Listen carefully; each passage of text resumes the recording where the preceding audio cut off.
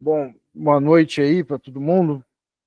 Tá conferindo participando aqui desse seminário GPEP. A gente está fazendo o nosso 10º seminário GPEP. Hoje o texto que a gente vai apresentar aqui é o texto do Henrique Graziotin, que já é uma pesquisa da qual ele já tem um tempo aí, porque eu me lembro bastante, na época eu estava no mestrado, ele estava já desenvolvendo essa questão no mestrado dele sobre esse ciclo industrial em Marx, né? Então, esse texto aí é um texto, uma densidade teórica interessante, vai nos apresentar sobre a crise de Marx, a lei bancária de 1844 e seus efeitos na etapa do ciclo da crise do ciclo industrial. Vou passar a palavra aí para o Henrique, a gente naquele esquema de sempre 40 minutos, né? Quando faltar uns 5 minutos eu mando uma mensagem no chat, e eu estou aqui projetando texto, você vai me indicando passar de página, coisa que tal. Beleza? Então é isso, Henrique, está com você a palavra. Beleza, obrigado, Léo. Agora, só para tirar uma dúvida, eu coloquei para projetar, eu estou com a impressão que é a minha tela que está aparecendo aí. É tu que está projetando? Eu achei que eu estava projetando, agora que eu vi. Na Aí, ó, verdade, eu só abri o texto. Tá. Você não prefere que eu Não, projete, não? deixa que eu projeto aqui, não tem problema. Não. Então tá bom. Tá bom? Vai lá. Então tá, gente. Então vamos ver. Então tá. Então esse texto, como o Léo já deu uma introdução aí, né?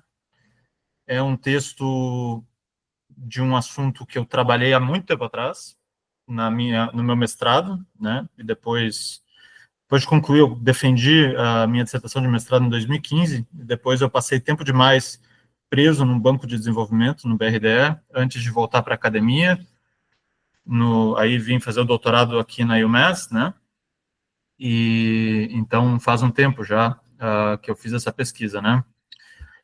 Então, antes de começar, a gente tem uns 40 minutos aqui, eu vou ver se eu acho que vale a pena, talvez, tentar rapidinho dar essa contextualizada, né? A minha dissertação, o meu orientador foi o professor Ronaldo, e a ideia inicial era fazer uma revisão teórica das questões do dinheiro e do crédito no Marx e fazer uma comparação com o Minsky. É uma coisa muito comum, acho, dos marxistas, né, que têm interesse em temas macroeconômicos, de discutir, né, porque muitas vezes na macroeconomia os marxistas viram keynesianos, né, então discutir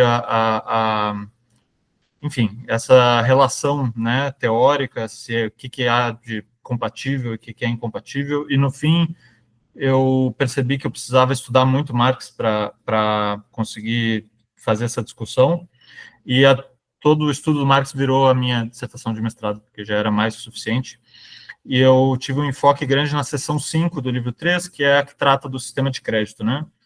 E se vocês já leram essa seção, sabem que ela é fragmentada, é bagunçada e tal. Então, o que eu fiz foi basicamente tentar organizar, né, sistematizar, e daí tem vários pontos que eu encontrei que são tratados na literatura, mas eu acho que são tratados de forma muito secundária para a relevância teórica que eles, ao meu ver, deveriam ter na teoria, né? Então, um desses temas é, como o Léo falou, a teoria dos ciclos industriais, e o Marx discute essa teoria na seção 5, enquanto, ao mesmo tempo, ele está fazendo um debate teórico entre a Currency School e a Banking School, né, sobre as teorias monetárias, né, no século XIX e sobre a lei bancária de 1844. Então, esse paper aqui é como se fosse o último capítulo, onde eu já tinha discutido toda a dimensão teórica do dinheiro no Marx, discutido a teoria dos ciclos industriais e fui tratar especificamente a lei bancária.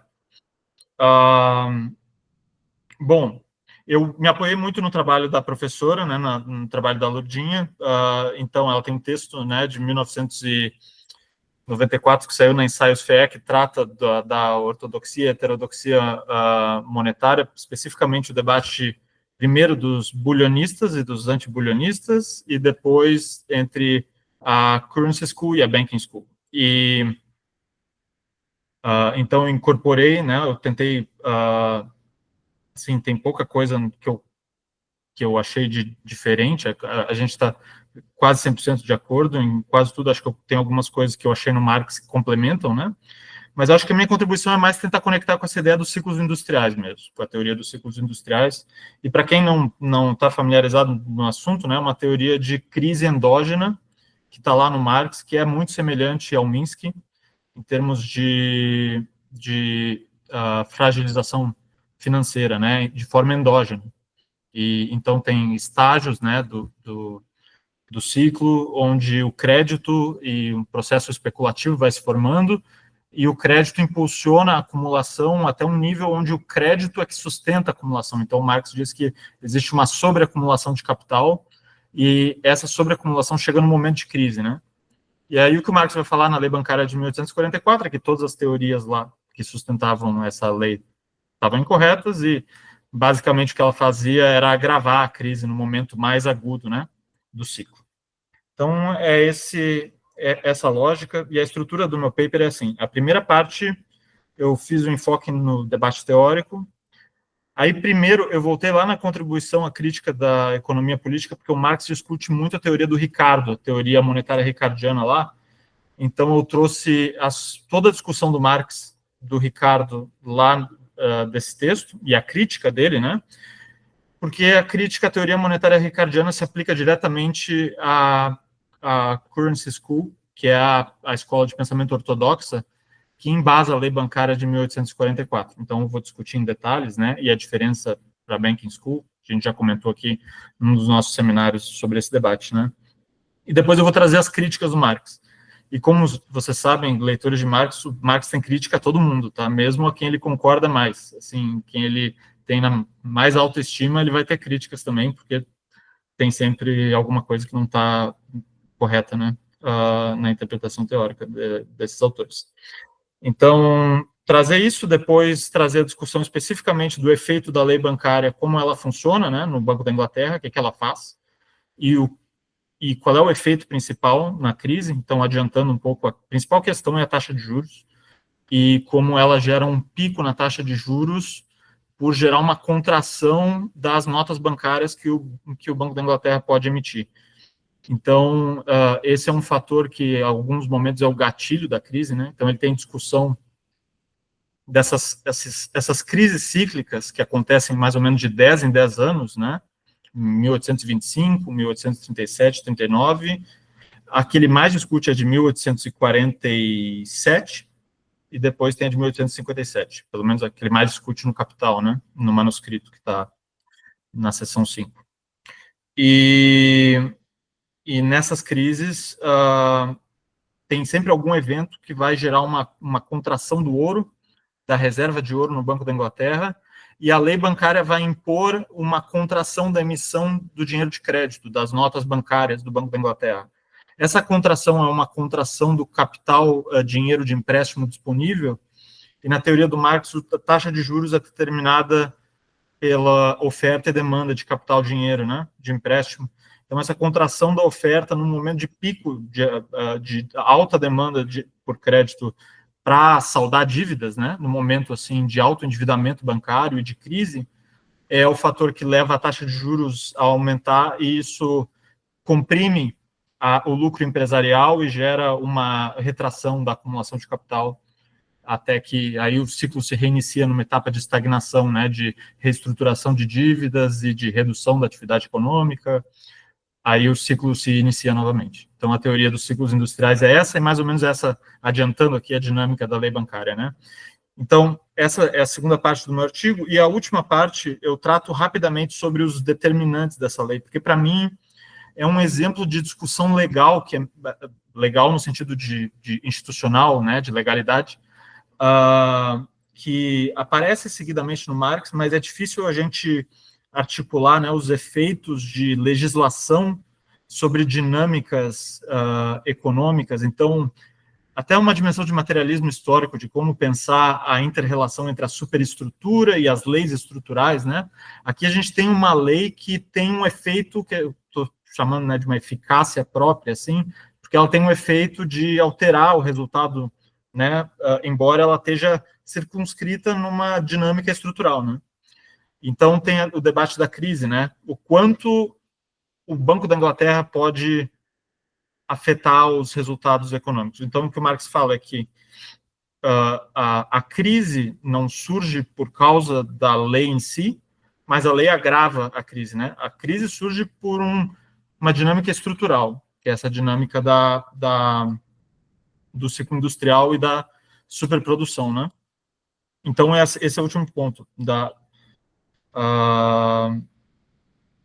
dos determinantes teóricos da lei. E aí eu ainda trato de uma questão sobre os interesses de classe, né? Porque o Marx tem uma série de citações em que ele fala que os banqueiros têm alto interesse nessa legislação porque ela gera picos na taxa de juros, né? Então, essa discussão também de como se constitui a legislação, quais os efeitos que essa legislação tem, né, para essa dinâmica estrutural e os interesses e como o Marx seguidamente fala que o Currency School, eles, na verdade, as teorias deles têm um apoio aos interesses da classe bancária, né? Então, essa relação entre ideologia e interesse de classe também aparece aqui. Então é isso, o artigo é estruturado dessa forma, eu vou passar aqui, começar por esse debate teórico, tá? Bom, deixa eu achar aqui. Então, essa parte aqui é a principal parte do artigo, em termos, né, de tamanho, e ela está dividida em 4, tá? Está dividida em 4 partes. A primeira eu vou tratar especificamente do Ricardo, como eu falei, os comentários do Marx sobre a teoria ricardiana.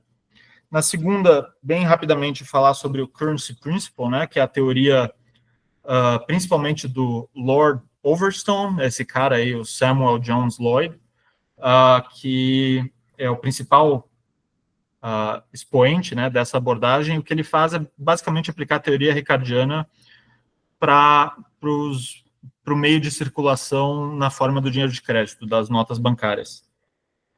Aí a terceira parte eu trago a crítica da Banking School, que debate diretamente com o Currency Principle e a teoria ricardiana, e depois o Marx, né, que ele concorda com as críticas da Banking School e tem críticas a todos os autores aí nessa abordagem, né.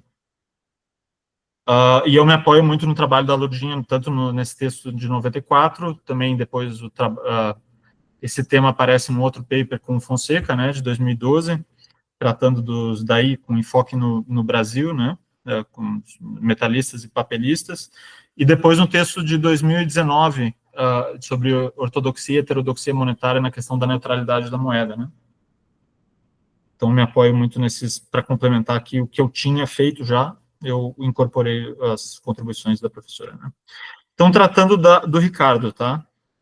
O Ricardo faz parte aí do grupo dos chamados bulionistas, né?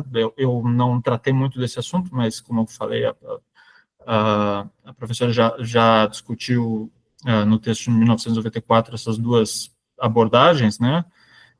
No período da inconversibilidade da Libra em relação ao ouro, entre 1797 e 1821, existia toda uma discussão se existia excesso, né, de emissões e se a inconversibilidade gerava um problema,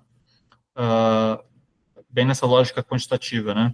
E o Ricardo é o principal bulionista, né, vai ser o principal autor que vai considerar essa questão da quantidade do dinheiro e como isso afeta o valor do dinheiro e sendo o principal determinante dos preços, né, a lógica da teoria quantitativa da moeda, né, que tem vários problemas. Então, a teoria do Ricardo, o Marx vai dividir em duas partes, tá? Ele começa tratando dela num contexto de economia fechada, desconsiderando o comércio internacional, e depois trata inserindo o comércio internacional, que daí o mecanismo de ajuste no Ricardo muda, tá? Então, nesse contexto, sem o comércio internacional, o valor do ouro, né, do dinheiro, tem duas questões. Tem primeiro ele tem uma dupla dimensão, digamos assim. Ele tem o valor real, que é o valor trabalho materializado, né, no ouro, na forma ricardiana, né, na teoria do valor do Ricardo é um pouco diferente também. Então, ele tem esse valor real, mas o ouro, por ser dinheiro, para o Ricardo, ele tem um valor simbólico, né, um valor, por ser um símbolo, o Ricardo até fala símbolo de si mesmo, né. Então, esse valor, enquanto valor como meio de circulação, esse valor pode ser maior ou menor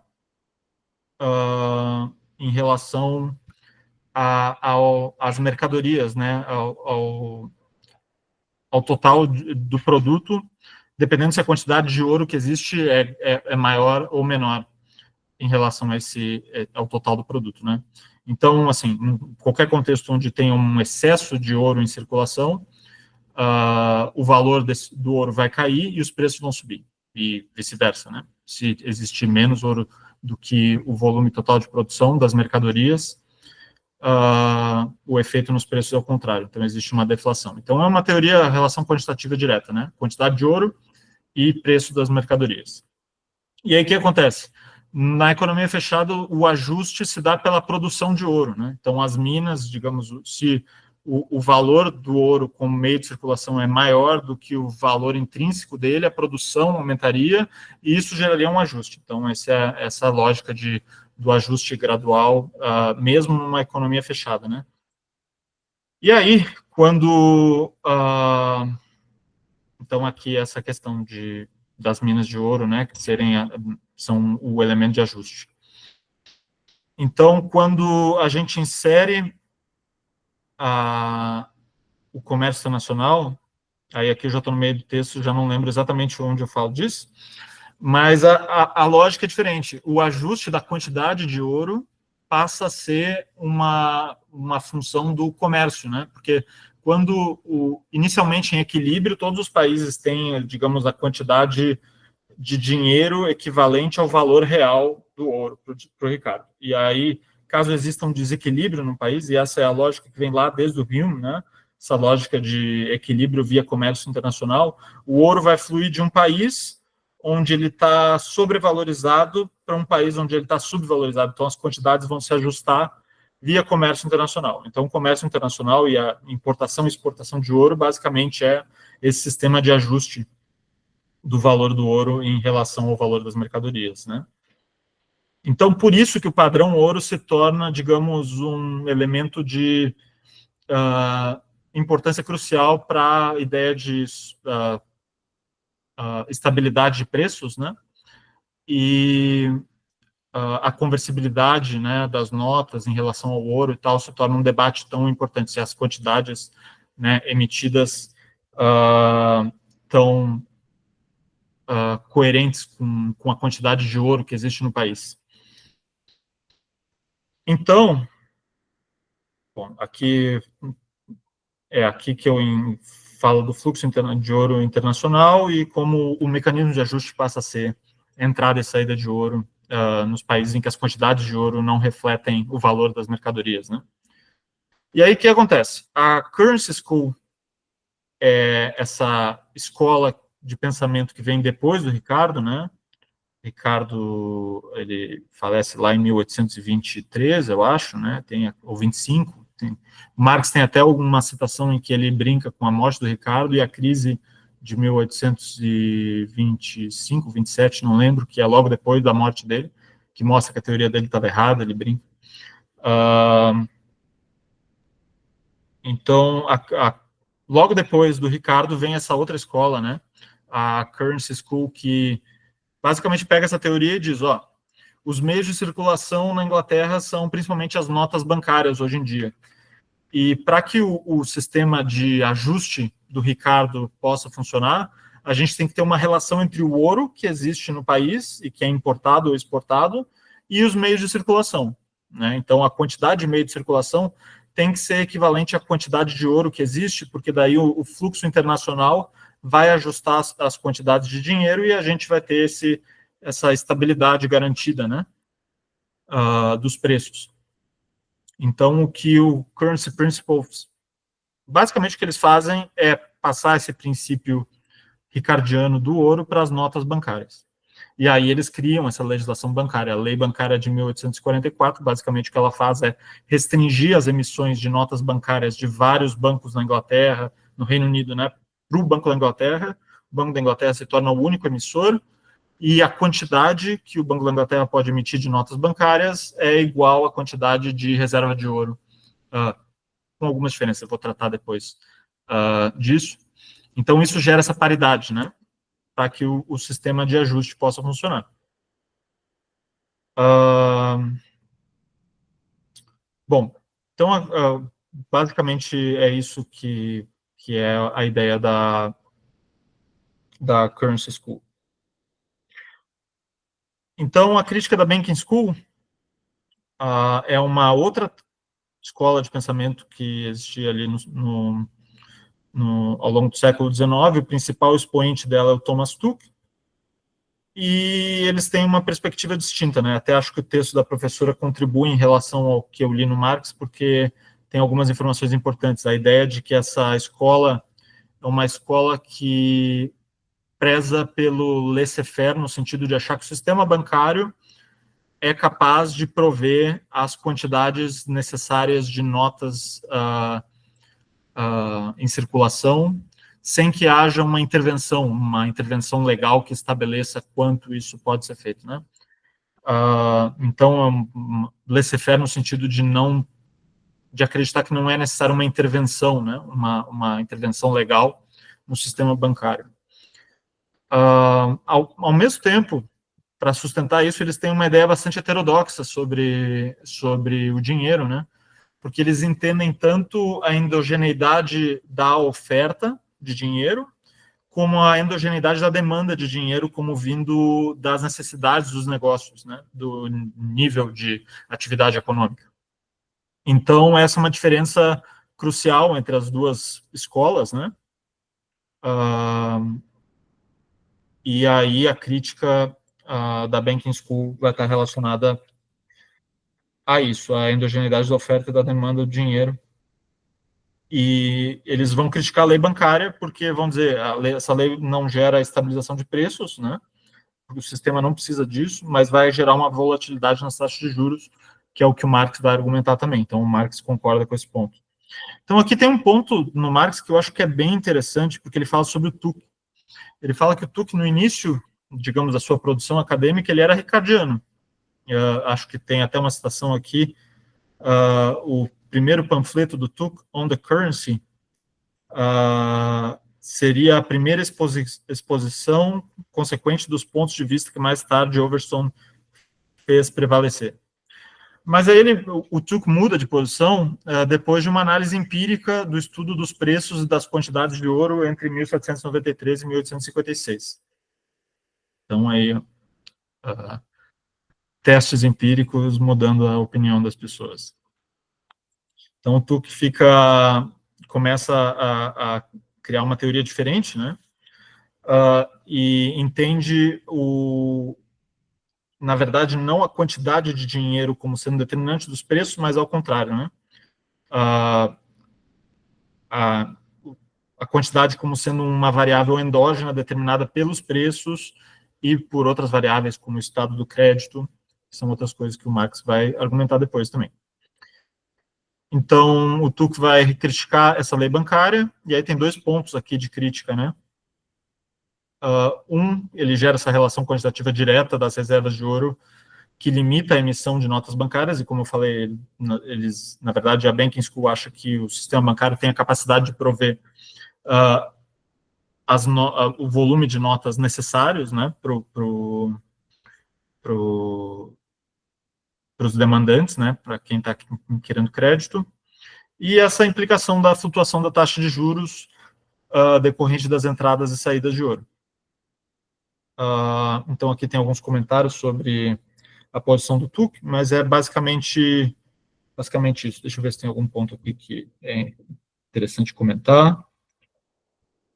Bom, tem um comentário que é o seguinte: no momento da crise para a Banking School, bastaria o Banco da Inglaterra provê as notas bancárias necessárias. Então, quando o Marx falar de crise, ele vai criticar a Banking School, porque para eles a crise acontece por causa da lei em si e pela falta de meios de pagamento de crédito, né, de emissão de notas bancárias suficientes para o negócio. Mas o Marx vai mostrar que a crise não surge por causa disso. Esse é um fator que pode aliviar as consequências da crise no momento agudo, né, de alta demanda por crédito, mas não é pela redução do crédito em si que a crise surge, mas sim pelo excesso de acumulação de capital.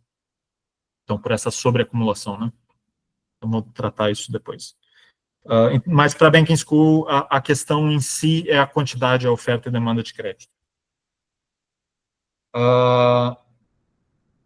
Bom, então a posição do Marx, né? E como eu falei, ele critica todo mundo, ele concorda com a Banking School na maior parte, mas a primeira crítica, uma que a Lourdinha traz no texto dela também, que a Banking School se confunde, eles tratam incorretamente as categorias da economia política, né?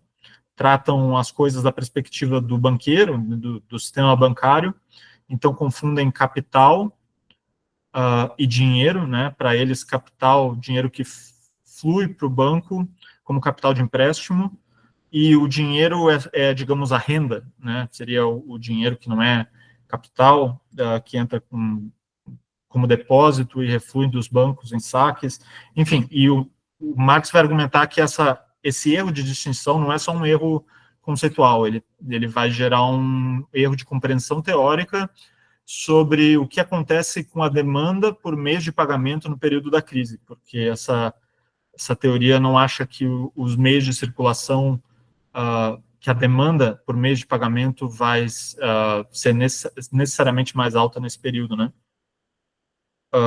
do que em outros períodos. Então, essa é a primeira crítica, essa confusão das categorias que vai gerar um erro de interpretação teórica.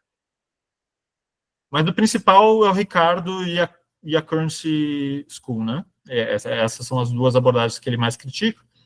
Então, em relação ao Ricardo, tem 3 pontos aqui que o Marx traz na contribuição à crítica da economia política, né? Aí, o primeiro ponto, é um ponto interessante até para debate, que o Marx fala o seguinte: o Ricardo confunde 2 categorias da economia política, né? A primeira, o dinheiro de crédito, e a segunda, o papel moeda de curso forçado emitido pelo Estado. Para o Marx, ele tem várias... E eu tenho aqui no meu texto algumas citações dele, como vocês podem ver, o texto é bem recheado de citações por eu ter trabalhado diretamente, né? Retirando do texto algumas frases e tal, para sustentar aqui a minha interpretação. Então, para ele, o papel moeda de curso forçado, que é aquele lá discutido no capítulo 3 do livro 1, quando se discute a função do dinheiro como um meio de circulação e a substituição do dinheiro nessa função por símbolos, né? O que o Marx fala é que existe uma forma de símbolo de dinheiro, que é esse papel moeda de curso forçado, mas ele parece ter uma distinção entre essa forma e o dinheiro de crédito. O professor Klaus tem um texto sobre isso também, onde ele tem essa interpretação, né? O dinheiro de crédito ele surge a partir do sistema bancário e a partir na verdade, não só bancário, as notas bancárias surgem a partir do sistema bancário, mas o dinheiro de crédito é qualquer título de dívida privado que substitui o dinheiro como meio de circulação. Então, digamos, como é que é? As bills of exchange, as notas de câmbio? Não, a letra de câmbio. As letras de câmbio que o Marx discute. Isso, as letras de câmbio. Obrigado. O Marx, nesse período, ele fala que as letras por endosso circulam, e quando existem, digamos, letras entre um devedor e outro, elas podem ser compensadas e elas poupam o dinheiro na circulação. Então, o dinheiro nem precisa entrar em circulação, né? Essa é uma das formas de dinheiro de crédito, e a outra é a nota bancária. A nota bancária é emitida por um banco que tem dinheiro em reserva, tem depósitos, né? E a nota bancária é sustentada no depósito, então, na possibilidade de sacar de outras formas de dinheiro com o banco, né? Então, essa distinção é relevante aqui na crítica do Marx ao Ricardo, porque ele diz que o papel moeda de curso forçado tem, de fato, essa lei quantitativa. Eu acho que até um ponto que causa até, talvez, conflito na teoria marxista, e como as pessoas interpretam o assunto, mas se a gente for ler lá o capítulo 3, na parte de símbolos de dinheiro, de fato, quando ele trata de papel moeda de curso forçado, tem essa lógica, né, de um aumento do papel moeda em curso forçado, né, vai gerar uma desvalorização desse papel em relação ao dinheiro, né. Então, Marx diz que essas não são coisas iguais. O dinheiro de crédito é normal que ele exista acima do dinheiro como ouro, né. Ele é emitido em quantidades maiores e isso não faz com que o dinheiro de crédito se desvalorize, segundo Marx. Então, esse é o primeiro ponto dessa confusão entre essas duas categorias. O segundo ponto é um ponto óbvio, né, que se a gente entende as demais funções do dinheiro, uma coisa é a quantidade de dinheiro e outra coisa é a quantidade de meios de circulação, porque o dinheiro pode estar na função de tesouro, né, ou ele pode ser dinheiro mundial, como o ouro que fica em reserva no Banco da Inglaterra e é usado para transações internacionais, né? Então, o Ricardo assume que toda a quantidade de dinheiro é igual à quantidade de meios de circulação, porque todo dinheiro tem que circular, enfim, a ideia, né, que vem lá da lei de Sé e da ideia de que o dinheiro é meio de circulação e só. Então, ele suprime as demais funções e não consegue ver essa diferença, né, do entesouramento do dinheiro mundial. E, como consequência, ele tem uma ideia de oferta monetária exógena e não endógena, como a Banking School tem, como Marx tem, né? Bom, então essas são as críticas aí do Marx ao Ricardo. E aqui eu trato uma a uma, eu acho que eu já expliquei.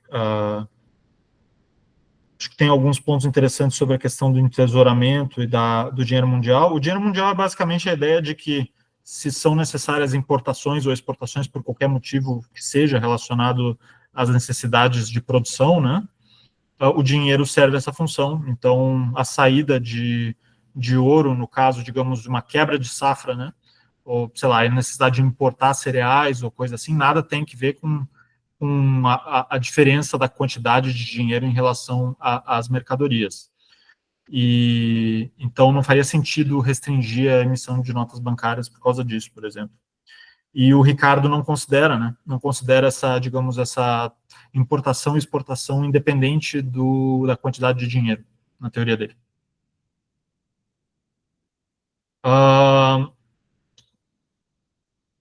E aí tem uma última crítica também, que é empírica, né? Que é aquela mesma lá que a gente falou do Tuch. Aí o Marx traz aqui, o Marx, enquanto nessa sessão, na sessão 5 do livro 3, para analisar a crise de 1847, ele está seguidamente debatendo com depoimentos numa comissão parlamentar de inquérito para entender as causas da crise de 1847.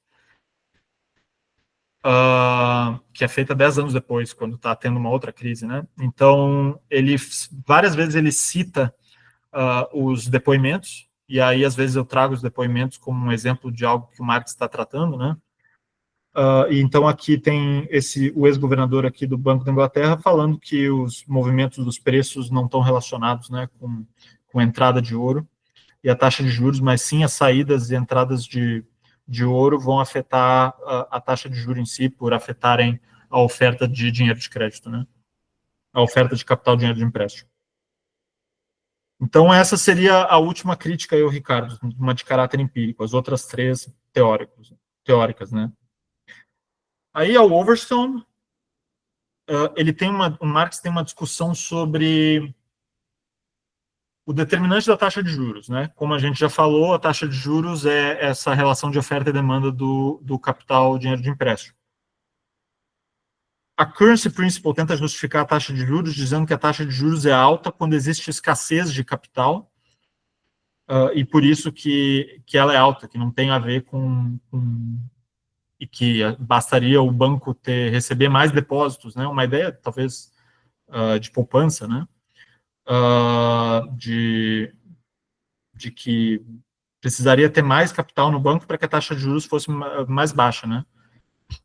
E o que o Marx fala é que existe uma confusão aí entre, de novo, uma confusão teórica entre o que é capital, dinheiro de empréstimo, e o que é capital, né? Porque a acumulação do capital industrial, na fase de crise do ciclo, para o Marx, existe uma sobreacumulação, existe um excesso de capital e não uma ausência de capital. O que está ausente é a oferta de crédito, né? De capital, dinheiro de empréstimo, que é diferente. Então, o Marx faz essa discussão para desenvolver a teoria dele da taxa de juros e para criticar o Overton também, dizer que ele tenta igualar o capital que o banco tem disponível como o capital total que existe na economia para ser emprestado, né? Então, ele faz essa discussão.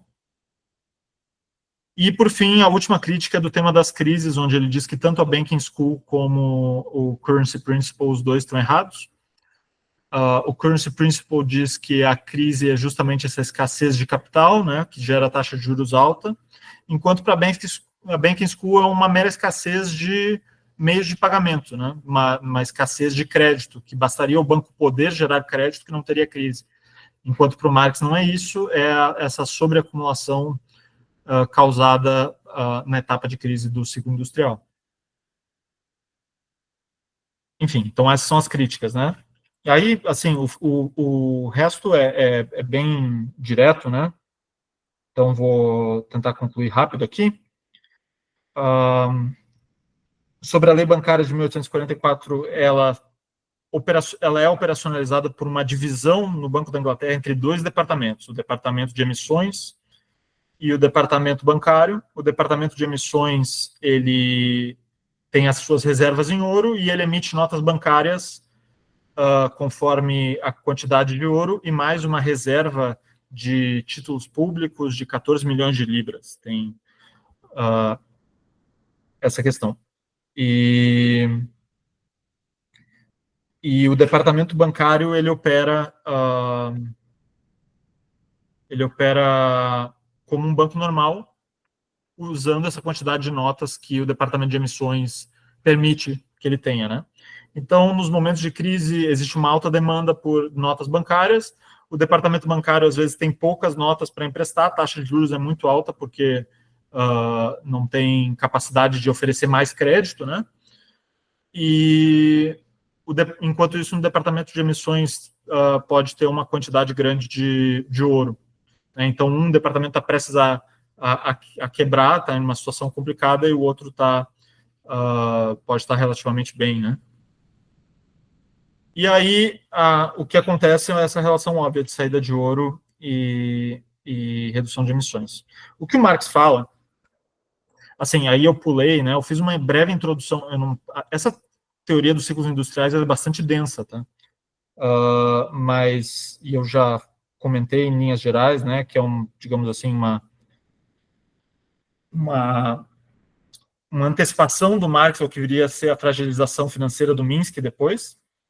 Mas ela tem vários pontos que o Minsky não trata, como, por exemplo, a relação entre a taxa de juros e o lucro empresarial, e essa diferenciação entre a taxa geral de lucro, né, e a taxa de juros, que é o lucro empresarial, que é o motor da acumulação do capital industrial.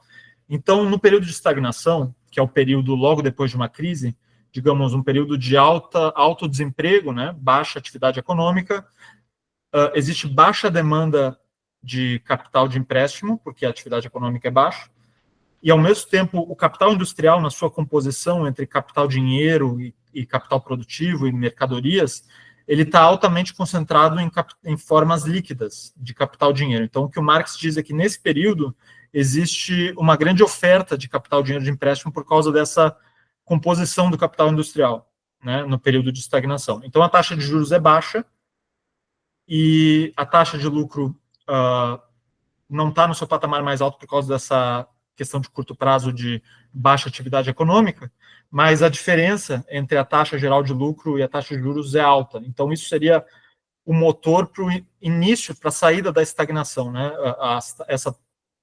Esse lucro empresarial alto seria o início de um reinício do processo de acumulação.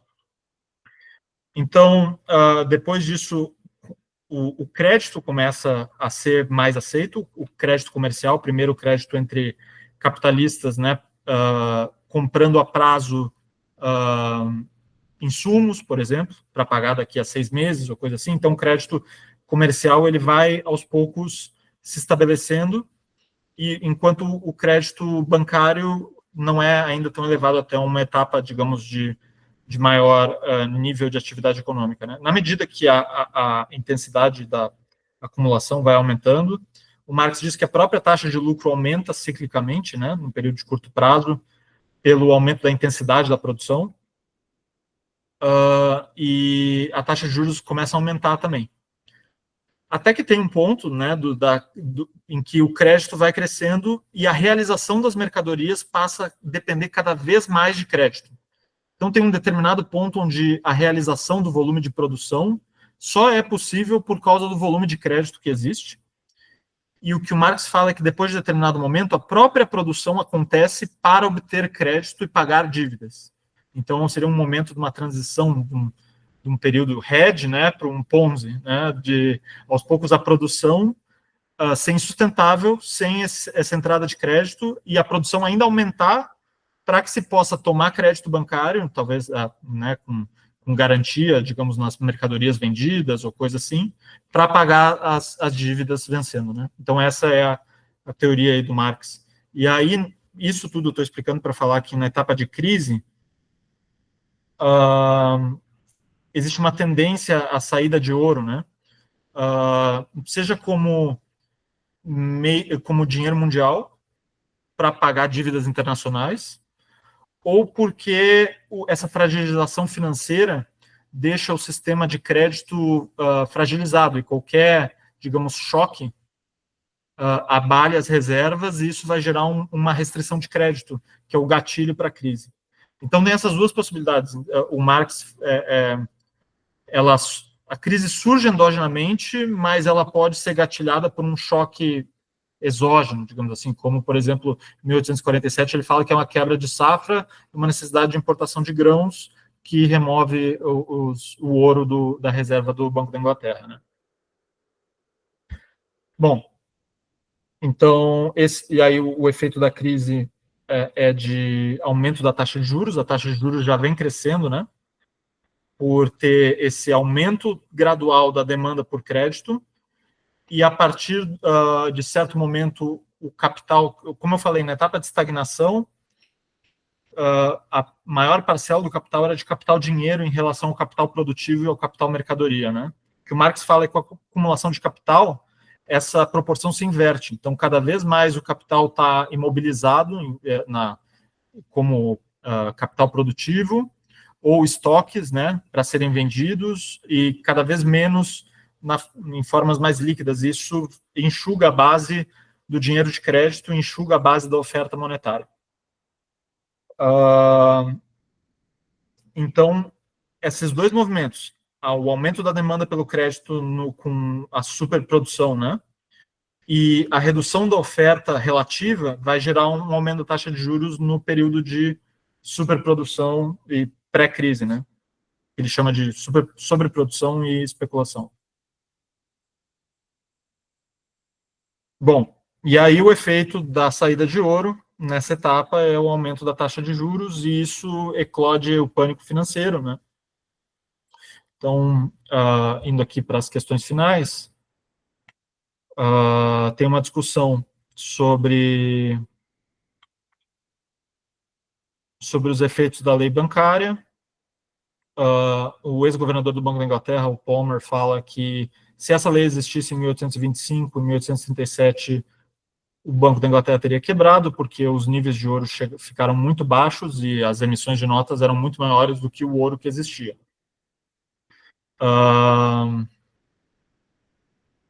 Então, o pânico financeiro foi atenuado pela emissão extra de notas nesse período. Né? Já em 1847 e 57, existe a suspensão dessa lei. Então, essa lei tem que ser suspensa, porque, caso contrário, existiria uma quebra geral na economia inglesa. Né?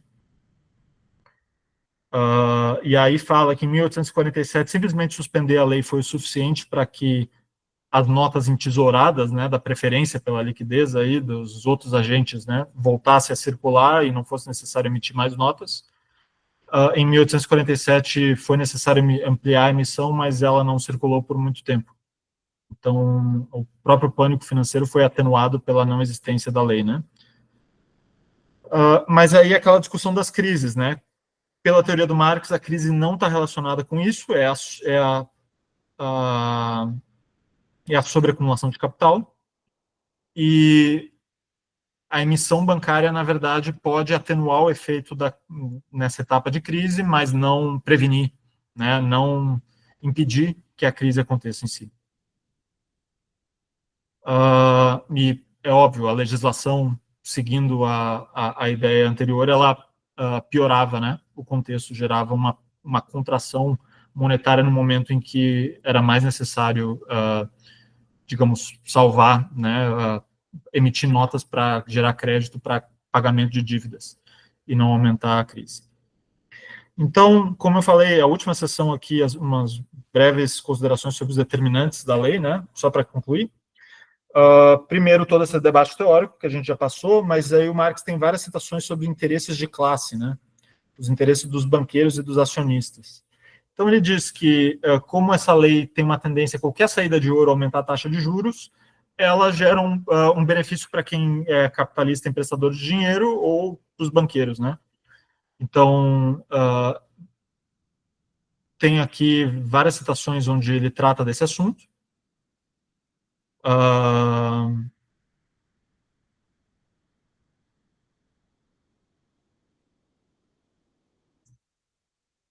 Deixa eu ver se tem mais algum ponto assim que dê para tratar que não seja uma repetição disso, né? Então tem aqui eu trago algumas das citações onde o Marx faz essa relação, né? Ou como os acionistas também do Banco da Inglaterra receberam muito mais dinheiro nesse período por ter uma legislação que gerava uma mudança numa variável que é uma distribuição, né, do mais valor entre classes, entre grupos de capitalistas diferentes, e como isso também está por trás dessa legislação, né? E que é digamos, um exemplo para debates, né, dos interesses de classe na legislação, né, na construção, sei lá, da institucionalidade, e como isso tem efeitos práticos, e como eu falei, né, a ideia de uma eficácia própria da dimensão legal.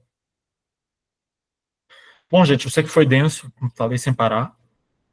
Espero que vocês tenham conseguido, enfim, acompanhar aí, e eu estou abrindo aí para a gente conversar sobre o assunto. Muito obrigado.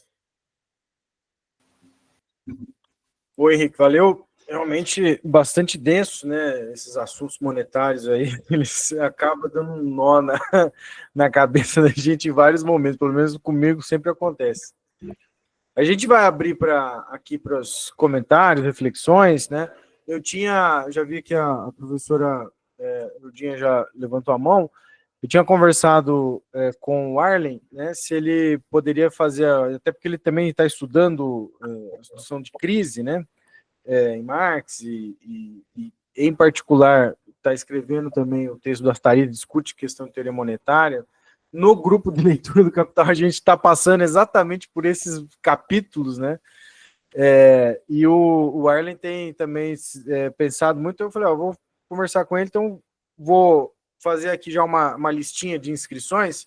O Arlen vai fazer um primeiro comentário aqui, um diálogo, e aí já a professora Lurdinha está inscrita, e eu também vou me inscrever aí na sequência, e está aberto, quem quiser manifestar aí, levanta a mão, manda uma sinalização. Então, o Arlen, por favor. Boa noite a todos, todas. Boa noite, parabenizar o Henrique. Quase eu tirei minha inscrição aqui, deixar a professora aí, porque certamente eu li o texto dela em função do texto do Henrique, é um texto muito bom. Olha, primeiro tem que parabenizar, eu achei o texto excelente, gostei muito, dialoga muito com as coisas que eu estou estudando.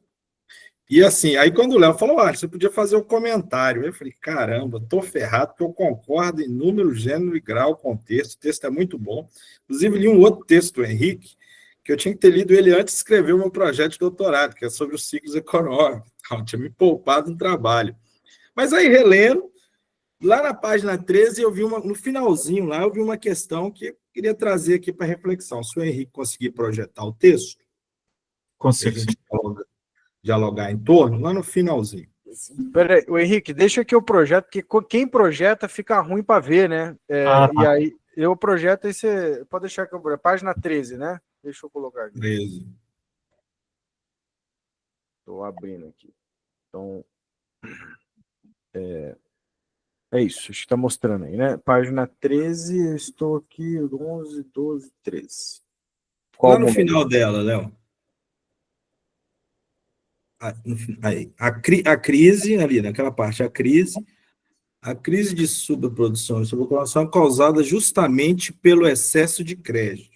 E mais crédito, embora capaz de remediar, não é capaz de impedir o problema de o capital seguir e extrapolar seus limites para a realização do valor. Bem, minha leitura do texto do Henrique me fez questionar essa afirmação aí. O Henrique tem insistido o tempo todo que a crise, a superprodução, ela é uma condição endógena, né? Um processo de superacumulação, superprodução, crise, na qual o crédito tem um papel importante, mas, igual está aí, é causada justamente pelo excesso de crédito. Lá no primeiro volume do Capital, tem uma citação do Marx que é o seguinte, discutindo lá sobre a Lei Geral da Acumulação, fazendo uma crítica. A superficialidade da economia política se mostra, entre outras coisas, no fato de ela converter a expansão e a contração do crédito, o que é mero sintoma dos períodos de mudança do ciclo industrial, em causas desses últimos. Marx está dizendo o que aqui, basicamente? Você tem teóricos que estão dizendo que o problema da crise é o excesso de crédito, é o excesso de emissão. Por isso, uma lei como a lei bancária precisa ali, né, criar um regime de convertibilidade entre a emissão bancária, que eles confundem dinheiro com todo tipo, como o Henrique muito bem explicou, e o seu respaldo último, que seria o ouro. Então, está dizendo, olha, uns explicam pelo excesso, então você tem que restringir o excesso de emissão. Já outros explicam a causa da crise pela falta, o problema da crise, pela falta de emissão. O que o Marx está dizendo? Não é nenhum nem outro. O crédito, ele potencializa, ele permite desenvolver as forças produtivas e o capital ir além dos seus limites, mas ele em si não é a causa da crise, não da crise de superprodução. Aí eu fiquei com essa citação do Henrique aqui, falando, olha, um dos problemas da lei bancária justamente é o excesso de emissão. Não é? E o Henrique escreveu todo um texto para criticar os teóricos que estão dizendo que o problema da crise se dá pelo excesso de emissão, de certa maneira. Então, eu fiquei pensando um pouco nisso. O Marx vai dizer também, ainda no livro 1, que a crise monetária, né, a famosa notinha 100, essa é a 100, tem uma 90, essa é a 100. A crise monetária, definida como fase particular de toda crise de produção e de comércio, tem de ser distinguida daquele tipo especial de crise, que também é chamada de crise monetária. Pode, no entanto, emergir como um fenômeno independente, que atua apenas indiretamente sobre a indústria e o comércio. São as crises cujo centro está no capital financeiro e que, por isso, tem sua esfera imediata no sistema bancário, financeiro e na bolsa de valores. O Marx está dizendo que há um tipo de crise particular, essa sim, produzida por esse capital monetário de empréstimo, que ele chama lá de pétrole de capitais. Então, há uma crise monetária específica. Agora, dentro do ciclo regular industrial, o crédito ele potencializa a crise, mas ele, aí é uma interpretação minha, viu, Henrique? Ele não causa a crise. Ele pode causar essa crise monetária específica. Aí é que é para a gente pensar.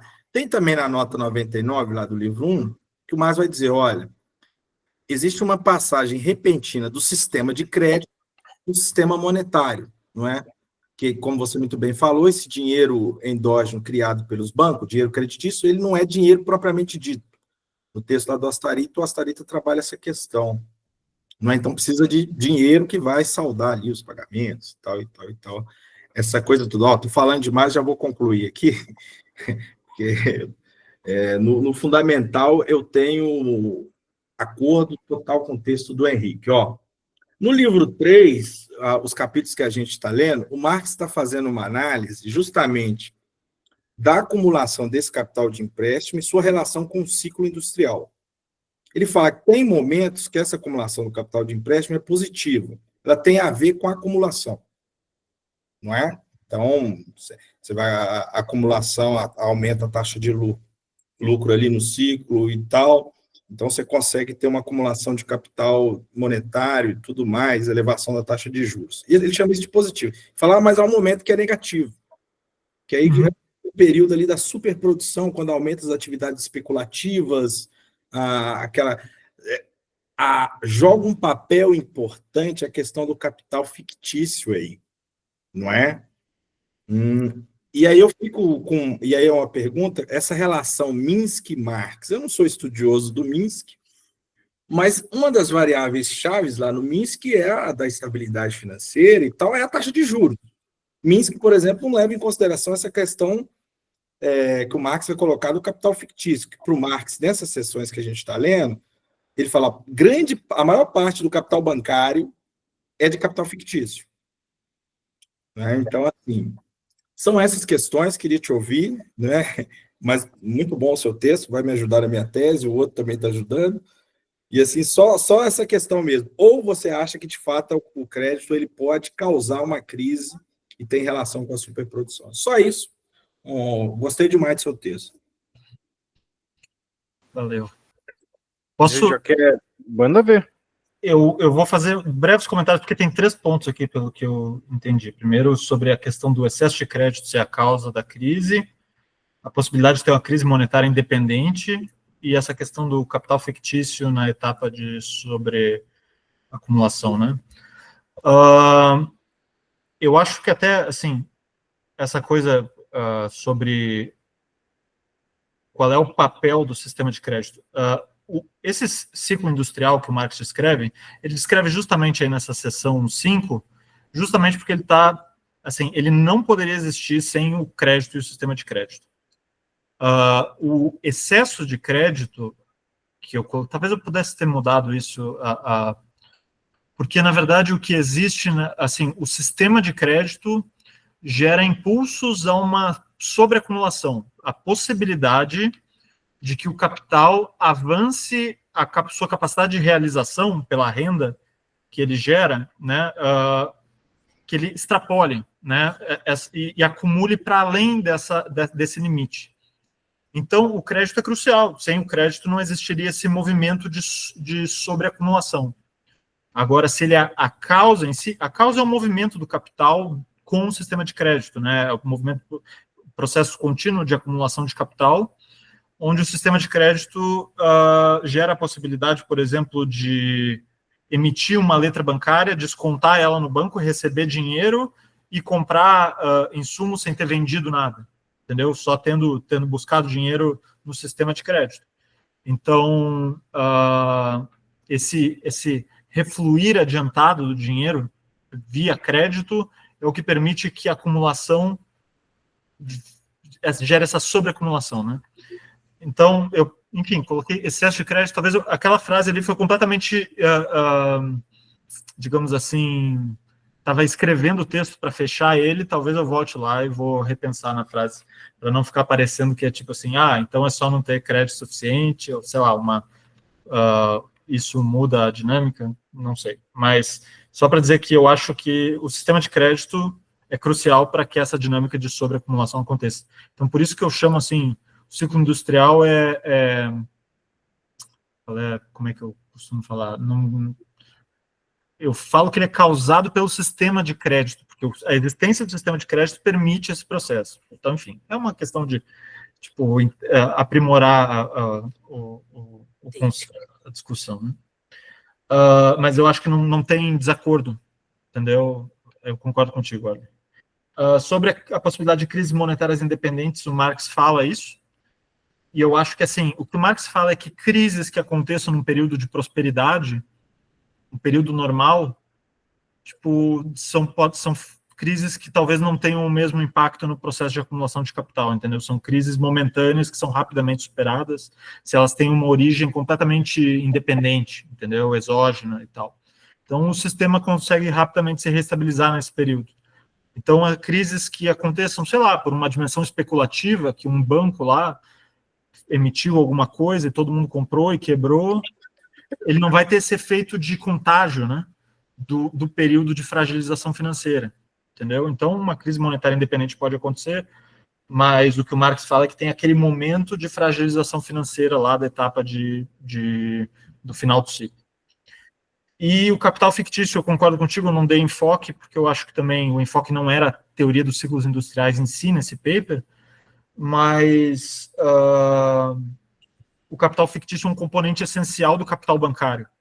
Então, digamos assim, os bancos aqui, o capital bancário era basicamente, nessa época do século XIX, ações de ferroviárias ligadas às ferrovias, né? Então, a especulação da expansão ferroviária gera um boom dessas ações, isso aumenta o crédito, e depois, na quebra, e a queda dos preços geram a possibilidade de quebras bancárias, de insolvência, né? Então, o capital fictício, o Marx concorda, e assim, eu acho que isso está no Minsky também, e inclusive tem algumas pessoas que acham que os ciclos minskianos são só ciclos de bolha de ativo, né? E não de endividamento privado, e tem até discussões, mas eu acho que é as duas coisas, que nem o Marx, né? Digamos assim, é excesso de endividamento no balanço das empresas, mas também ciclos financeiros de bolhas e quebras, né? Que vão gerar depois contágio financeiro, né? Então, acho que todas essas questões estão de acordo aí com a ideia do Marx, não, nada é em desacordo, e eu acho que também concordo principalmente contigo, as questões. Obrigado. Ludinha? Então, eu gostei também muito do texto, Henrique.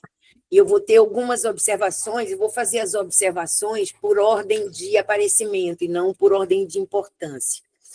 Eu achei muito bom o que você anuncia e faz no início, de citar as partes que são partes do Engels, enfim, esse texto do livro 3 é sempre confuso, porque tem várias complementações do Engels, embora mesmo você colocando, você, na verdade, usa coisas que mostram que Marx concordava com aquilo, não é nada... Foi bom você ter esclarecido, mas eles chegam a conclusões semelhantes, né? Então, a segunda coisa é que, na página 7, tem uma frase que precisa ser... É só uma questão de redação. Na hora que eu li, eu achei que você estava dizendo que não há necessidade de manutenção da paridade entre o ouro existente no país e o aumento das notas bancárias para currency school. E não é o contrário, é só a forma como está escrita, que na hora que eu li, é bobagem de forma, mas precisa ser corrigida. Eu achei ótimo você chamar a atenção o tempo inteiro para a endogeneidade de várias maneiras, porque você, na verdade, faz isso ao longo do texto, tratando de vários assuntos. Acho que isso é uma coisa importante. E eu penso que o que você faz de mais interessante, e que eu não fiz nas minhas coisas que eu trabalhei com essa parte das ideias de Marx, é que eu trabalhei separado as controvérsias e a questão do juro e do capital de empréstimo, a evolução da taxa de juros e tal, separado, e você integra. Então, acho que isso foi uma coisa bastante interessante que eu achei do seu paper. Sobre... Tá, e ao tratar disso, eu quero destacar algumas coisas. Primeiro, muito interessante que você mostre o que, a meu ver, é muito importante, que Marx assume que você pode suavizar os sintomas da crise ou agravar, dependendo de você soltar ou você contrair o crédito. E isso mostra uma percepção da dinâmica monetária muito realista, na minha opinião, e ele faz isso mesmo. Mesmo que ele mostra que pode até agravar a crise, mas que ele pode suavizar se você não tiver essa forma de mexer com a política monetária, por exemplo, olhando esse lado, é muito importante, isso está dentro desses textos de Marx, eu acho que é bem interessante.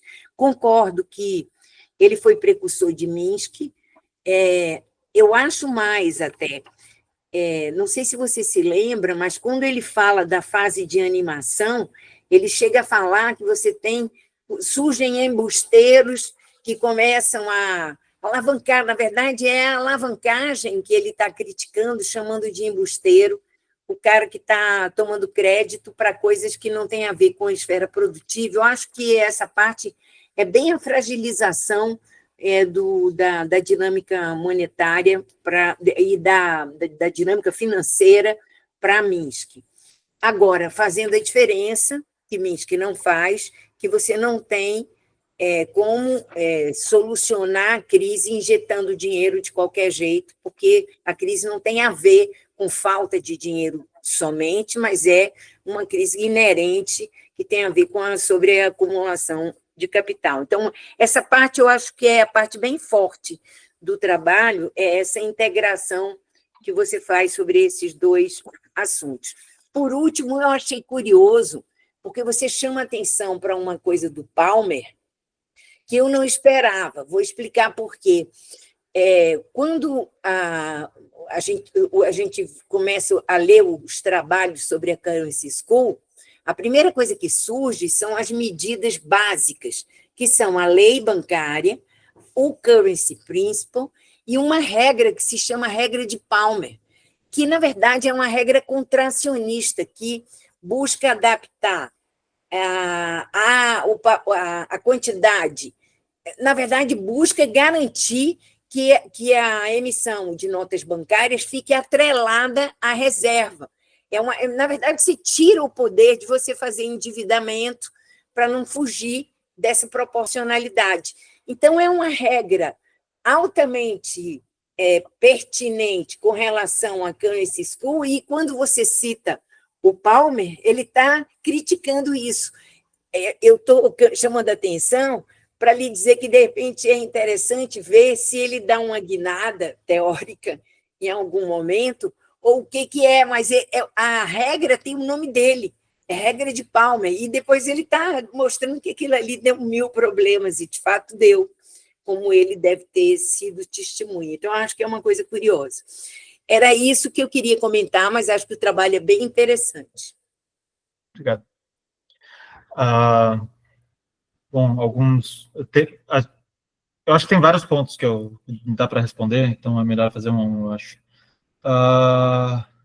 Sobre essa questão do Palmer, então, o Marx, como eu falei, ele apresenta trechos, né, dos depoimentos. Uhum. E, de fato, assim, eu, quando estava lendo, como eu estudei especificamente o Marx, e removi esse trecho, vi que o Palmer tinha sido lá governador do Banco da Inglaterra e tal, mas não fui muito atrás de qual era a interpretação dele ou não sobre essas coisas. Sendo governador do Banco da Inglaterra, imagino que ele estivesse de acordo com a legislação, talvez.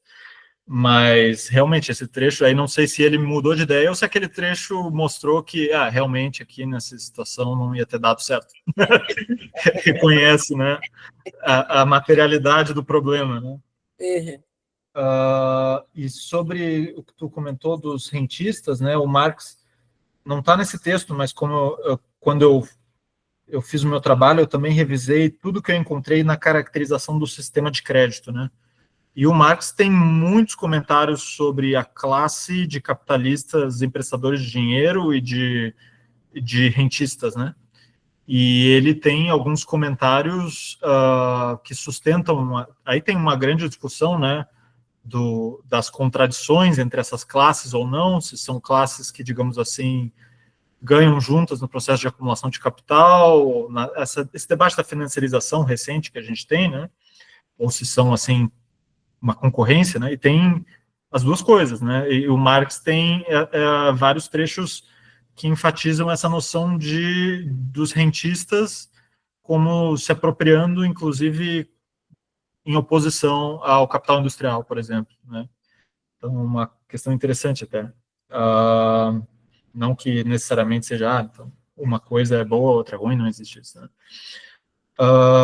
Bom, então, obrigado pelo comentário lá na página 7 também, se mais alguém tiver outros comentários de redação, porque eu voltei, como eu falei, esse texto eu fiz ele há 10 anos atrás, e daí eu voltei para reescrever, pensei, puxa, tem um monte de coisa que está lá nos outros capítulos que eu preciso incorporar. E incorporei, aí fui ler as condições da Rethinking Marxism, que era 8.000 palavras, eu precisei refazer tudo e cortar metade do que eu tinha escrito.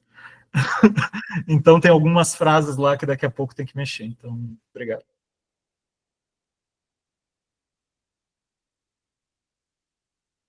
Bom, eu estava aqui na sequência, né, e na verdade eu queria comentar uma coisa simples, né, porque você está metido nessa pesquisa já tem um tempo, né, que nem você falou. Então, acho que teve um momento da sua exposição que você disse que o Marx faz uma crítica, se eu entendi corretamente, à Banking School, pelo fato de que ela trata os conceitos de uma maneira meio, sei lá, sem grande precisão, né? Então ela mistura capital circulante, capital em geral, meio circulante, dinheiro, então não tem uma certa...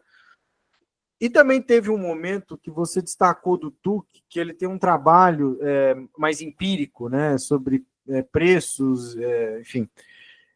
E eu fiquei pensando nisso, se essa, não sei se você concorda com isso ou se você verificou isso na sua leitura, mas essa, vamos dizer assim, fraqueza conceitual por parte da Banking School, e aí o representante dela, o Tuck, tem a ver por ele ter uma abordagem bastante empírica, né, sobre a teoria monetária e não uma formulação teórica mais desenvolvida, porque ainda que a Currency School tenha problemas, né, digamos que tem um nexo teórico ali, pelo menos com alguma delimitação mais clara, né, essa quantidade do meio circulante, das reservas, né, a tentativa da lei bancária lá de delimitar isso, né?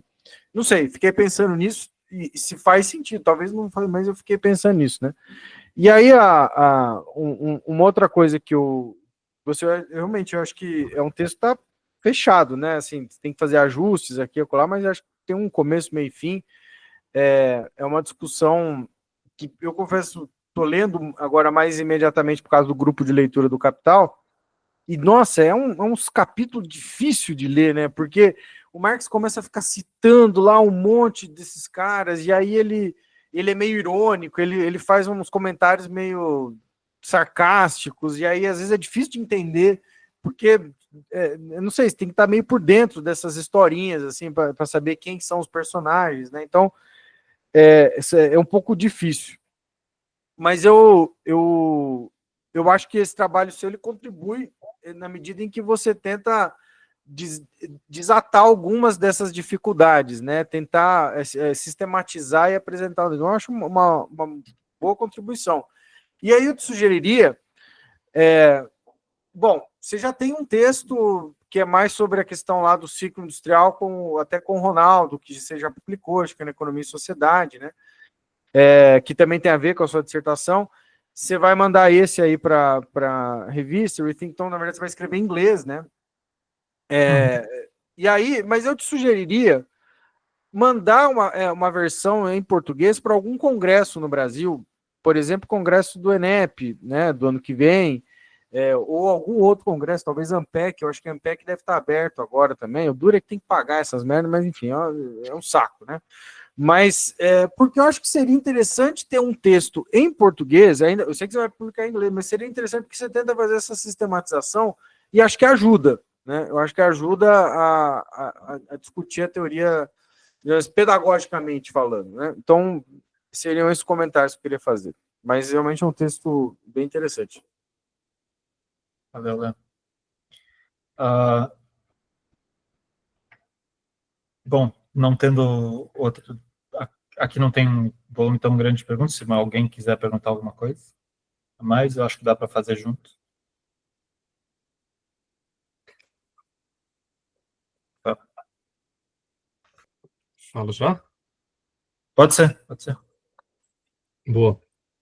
Acho que até se relaciona um pouco com algumas questões do Léo aí. Bom, primeiro também queria parabenizar. Achei o texto muito bom. Eu estou um pouco pesquisando esse tema também, porque seria parte do pós-doc que eu estou tentar entender o desenvolvimento do Marx ali nos anos 50. Até estou lendo algumas coisas interessantes sobre isso.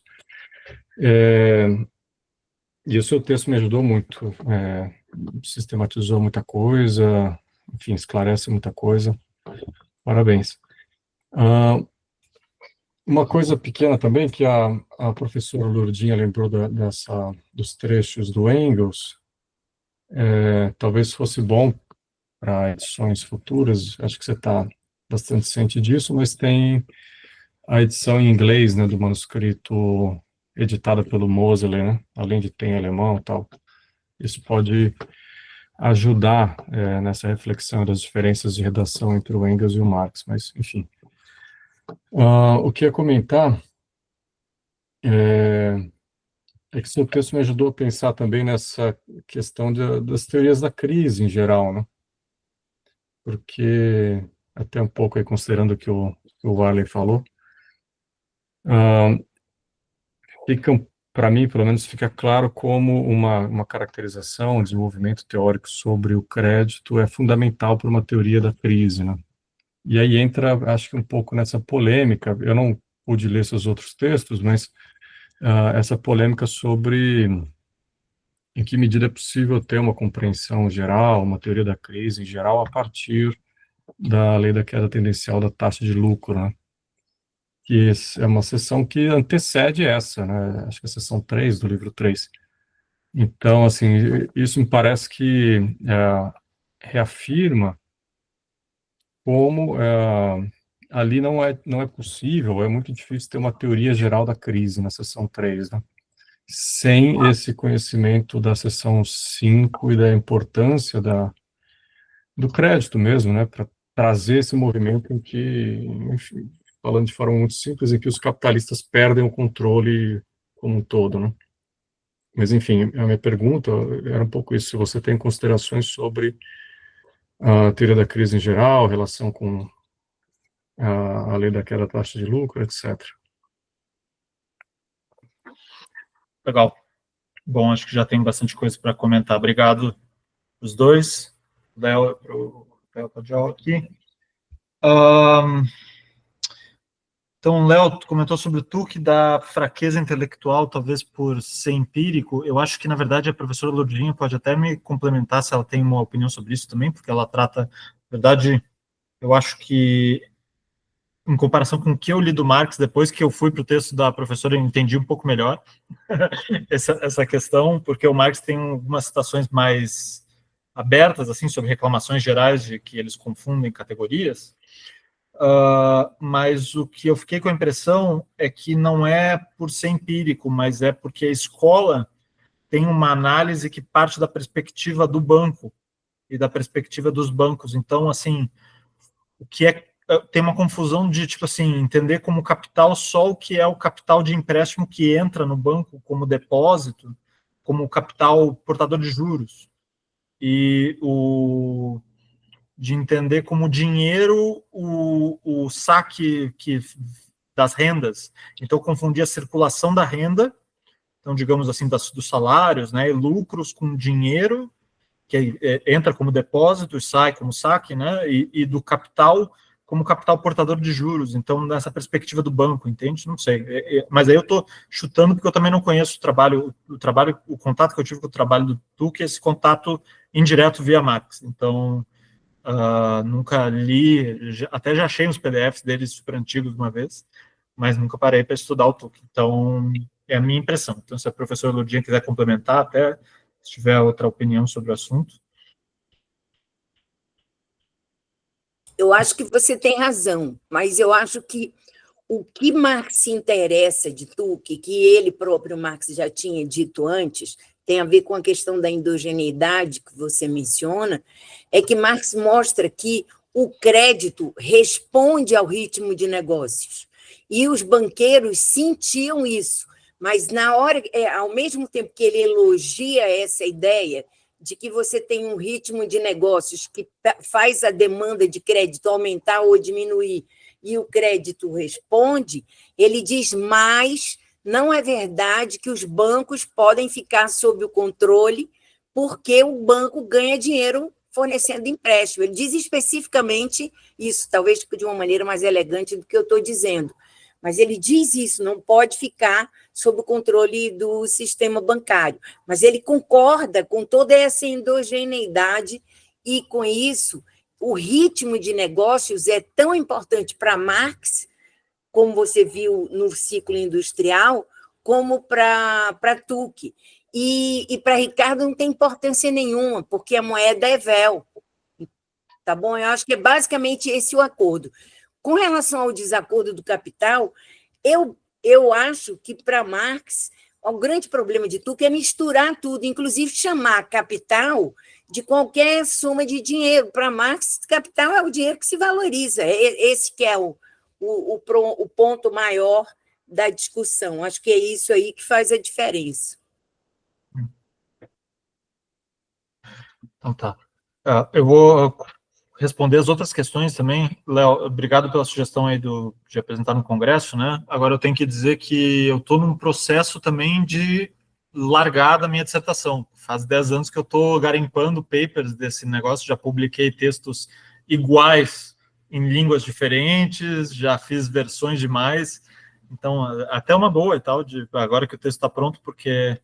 Mas o texto que a gente fez na edição especial para o Klaus também peguei lá o capítulo do sistema de crédito e eu e o Milan e o Ronaldo, a gente foi lá, editou, e deu. Então, eu estou num processo de focar na minha tese agora e tentar trabalhar com umas outras coisas depois, voltar para isso. Até porque eu vou confessar para vocês, eu estou aqui no meu escritório na UMass, mas eu vim para cá com muita intenção, puxa, aqui tem um ponto que eu acho na teoria marxista está muito mal desenvolvido, seria muito legal trabalhar. Aí cheguei aqui no nosso departamento e eu sinto que não tem ninguém que achou que era uma boa ideia. Mas não só isso. Aqui nos Estados Unidos, as teses são muito voltadas para o mercado de trabalho. Aí tem a ideia que se tu fizer um negócio estritamente marxista, tu não vai conseguir emprego em vários departamentos e tal. Então, é um dos motivos pelo qual só tem algumas vertentes que estão sobrevivendo de marxismo nos Estados Unidos. A gente já conversou sobre isso, né? Eu te mandei uns textos aí. Mas, enfim, isso foi uma certa frustração, mas eu pretendo voltar para esse assunto, com certeza, no futuro. Rafael, tu falou da teoria das crises, né? Eu fiz uma disciplina aqui no departamento com o David Kotz, que é só sobre teoria marxista da crise, né? E existem muitas interpretações, diversas, né, teorias marxistas e umas em contradição com a outra, né? O que eu acho muito engraçado é que a teoria dos ciclos industriais, por exemplo, mesmo quando a gente estudou, na parte lá de dinheiro e crédito, as referências que a gente tinha eram o Harvey, que trabalhou com esse tema, é um dos poucos autores que eu vi tentar construir o ciclo industrial e tal, e discutir ele, e o Jim Crotty, que era professor aqui, mas foi uma das coisas, assim, o Jim Crotty trata do assunto, mas ele nunca chama de ciclo industrial e descreve o ciclo e tal. Parece que é uma coisa que existe de forma meio espaçada, assim, mas é essa dimensão da fragmentação que o Léo colocou, que é muito difícil ler essa seção. Os pedaços da teoria tem um parágrafo aqui, outro parágrafo está em outro capítulo, outro parágrafo está em outro lugar, tu tem que juntar tudo, ver de cima e juntar as peças, né? Acho que esse foi meio o trabalho que eu fiz, e eu acho meio impressionante o fato de que, assim, eu fiz várias disciplinas de economia política, né? Esse assunto nunca veio em nenhum momento. Eu acho que eu fiz umas 5, eu fiz 2 aqui, Economia Política 1 e Economia Política 3, uma especificamente sobre crises. Então eu fiquei assim, puxa, esse é um tópico que tem que explorar, né? A gente tem que desenvolver isso aqui, dialogar e tal. E aí, Rafael, eu acho que assim, quando eu leio o Marx e o que eu escrevi ali da teoria dos ciclos industriais, a tendência à queda da taxa de lucro não aparece nela como um elemento determinante da crise em si. Agora, o Jim Crowley que estuda esse assunto, ele tem, eu acho que, uma sacada muito boa, que é assim, no momento de tensão do ciclo industrial, a taxa de juros está alta, e a taxa geral de lucro, até pelo aumento dos salários, porque o Marx também discute o que acontece com os salários, tem um certo profit squeeze, assim, e qualquer coisa que faça a taxa de... tem duas formas de ter uma crise, né? Ou a taxa de juros sobe, que é os casos que o Marx analisa são casos que a taxa de juros sobe, ou a taxa de lucro cai. Então, nesse momento do ciclo, se tiver qualquer coisa que gere uma queda da taxa de lucro geral, também ela vai esgoelar o lucro do empresário, né? Que também pode ser um... Então, o Jim Crowley fala isso, eu acho que é uma contribuição interessante que ele faz.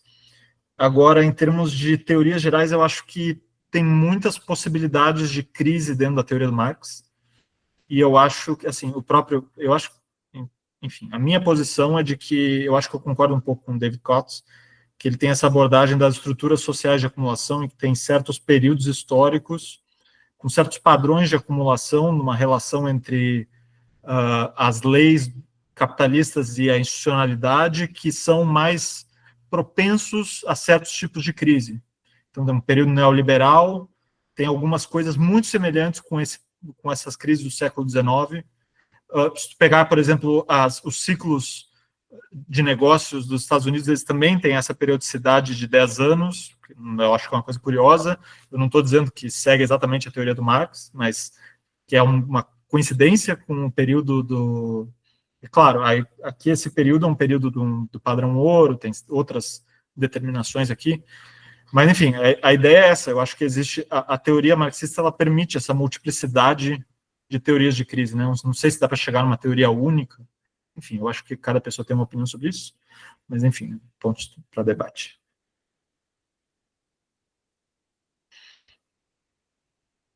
Warlen? Eu acho que é o Arlen que está agora na sequência. Eu só ia falar uma coisa rápida sobre o Tukey. Tem um japonês, Kenji Mori, ele estuda os períodos do Marx, editor da Mega.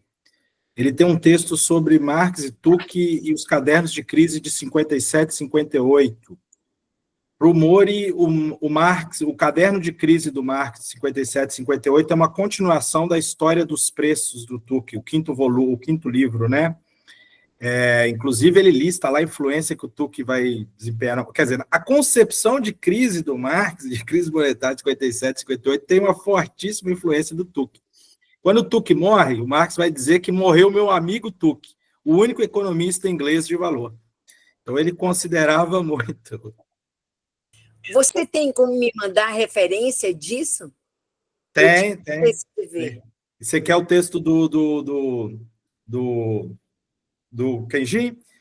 Ele relata isso.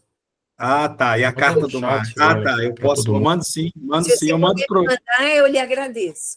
Manda no grupo lá, que eu também quero. Tá, eu vou mandar lá o Kenji Mori mostrando lá essa relação. Como é que isso...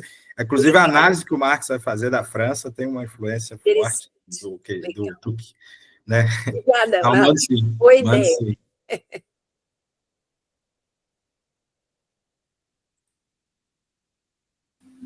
Bom, eu não estou vendo mais nenhuma inscrição aqui. Eu acho que... Bom, temos vários pontos aqui que não entraram de debate, né? É normal essa questão, mas eu queria aproveitar esse momento e, se o Henrique quiser fazer algum comentário a mais, algum complemento aí na sua exposição, e também já passo aí a palavra se ele, enfim, quiser comentar alguma coisa a mais do que desde que foi colocado aqui ou de outro aspecto. Então tá, Léo, obrigado. Eu acho que não, eu acho que, assim, queria agradecer. Queria só fazer um comentário também, que quando eu recebi o convite, acho que foi da Débora, né, para fazer a revista, e eu sabia que a professora Kelodinha tinha trabalhado no assunto, não tinha me debruçado, assim, profundamente sobre os textos dela, mas eu pensei, olha, Ela trabalhou nesse assunto, eu trabalho nesse assunto também, daqui a pouco dá para fazer um paper nisso. Débora achou uma boa ideia. Aí eu comecei a ler o texto da professora e pensei, ela já tratou tudo, né? Tratou tudo que eu falei, eu vou escrever um negócio em homenagem a ela, só reproduzindo. Mas aí depois eu pensei, qual é a minha contribuição? Realmente, aí ela comentou, né, que eu tentei fazer essa forma integrada, né, que eu acho que realmente é uma contribuição em si, porque junta aí os assuntos. Certeza. Bom, então só quero agradecer para vocês o debate.